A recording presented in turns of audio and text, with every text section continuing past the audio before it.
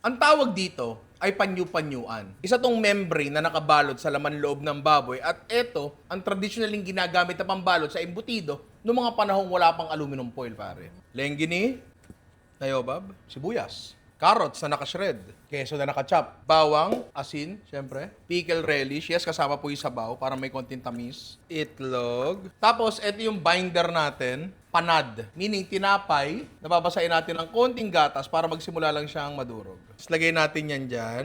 Konting paminta lang, pare, galing sa aming maliit na peppermill. Ngayon, lamutakin na natin siya. Lamutakin nyo hanggang lumagkit siya, pre. Kuha tayo. Isa. Kuha tayo nung embutido mixture natin. Kuha ka hotdog. Kahit anong palaman, ito yung ginagawa natin embutido, hindi authentic Itlog na maalat. Sara natin. Make sure lang na magtagpo yung dalawang dulo. Huwag mong ganyan.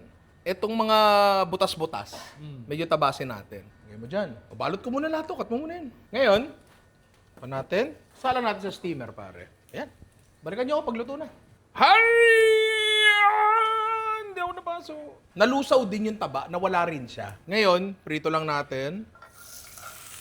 Optional na lang naman yan kung gusto niya. Ang ganda ng prito niya, oh. Kasi nga may balot pa nga rin na na coal fat nga sa labas. So ngayon, palamigin lang natin yan. Hop. Oh, ang ganda. Para siyang malaking sausage, no? Yan ang the perfect bite. Sausaw, banana ketchup.